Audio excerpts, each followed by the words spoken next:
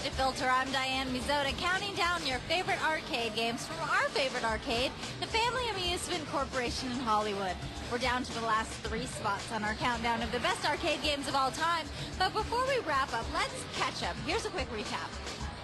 It may not be a looker anymore, but Space Invaders turned a lot of heads back in '78. It kicks off the countdown at number 10. The roof is on fire. Rampage winds up in 9th.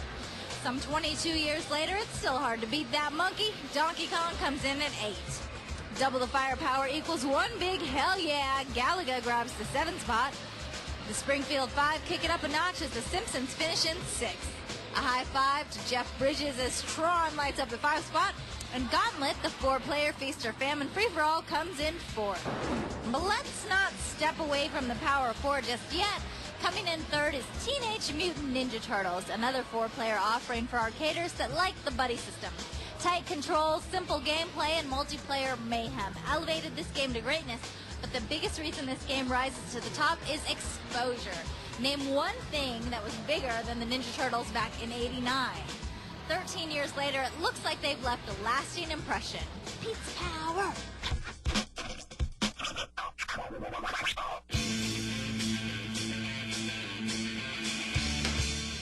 You can't deny the power of the Teenage Mutant Ninja Turtles. That was the first game me and my brother really, got to be teammates. I thought it was the best 4-player game at the time in terms of, what to do. Teenage Mutant Ninja Turtles was tight because everybody was tight. You could play with everybody. Like some video games, some people are slower, or they'd be too fat or something, you know what I'm saying? But with the Ninja Turtles, they all had their separate moves, but you knew how to use them. I would always be Raphael, and we'd play the game all the way through. Yeah, I used to be Donatello with the Teenage Mutant Ninja Turtles. And I was always Donatello. Donatello was my favorite, though, because that stick, man, he used to go King Griffey on him like, and you just see everybody drop and blow up. It was tight.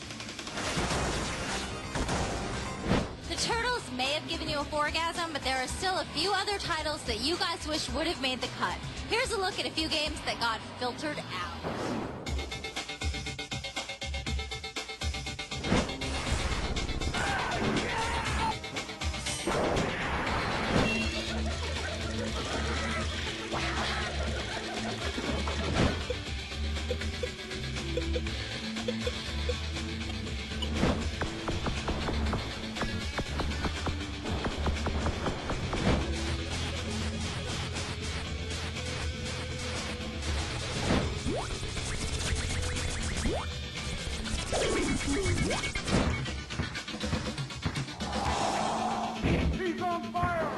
Now that we've honored a few forgotten favorites, it's time to find out everybody's favorite. When it came to the best arcade games of all time, you guys voted early and often for Pac-Man and Street Fighter 2.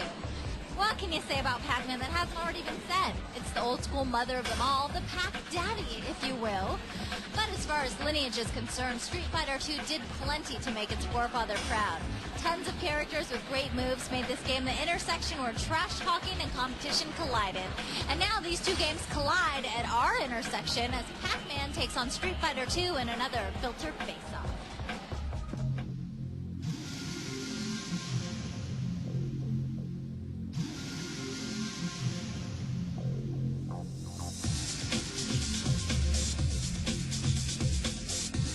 Street Fighter 2 is the most important game since 1991. Street Fighter 2 has to be up there. I think that's probably up there for everyone. Street Fighter 2, man, that's what really pushed me into the whole video game scene. Street Fighter 2, that was amazing. With all those special moves. You're just dumping quarters in it just to figure out what to do. And when you did, then it was a whole new level. What it really did was take the button mashing gameplay and add a little bit of strategy to it. It added, more buttons to a game, 6 buttons, more moves, combinations that were unlike anything done before. You had people from all sorts of cultures come out. You had people from MIT playing like gangster-looking guys on the street, all in fact just to play this one game. I really liked it that they had a girl character you could be that could kick ass. Chun-Li, oh, she is my girl. Yes, I could kick anybody's butt. I like Guile the best because I could identify with him because I look like him. I still to today think that it's the best fighting game.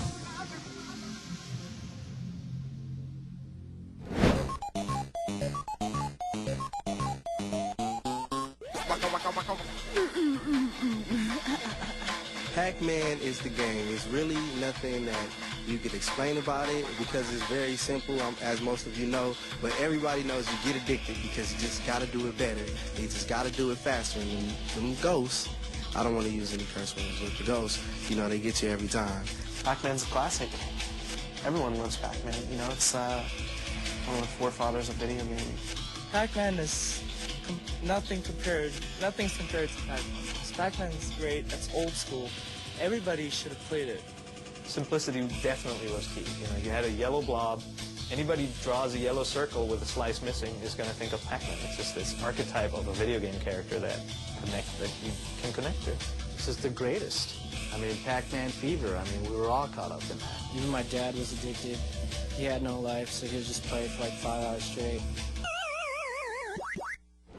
So which should you go with, the biter or the fighter? Both games have reason enough to be the #1 choice. However, the polls are closed, your votes were counted, and your choice for the best arcade game of all time is Pac-Man.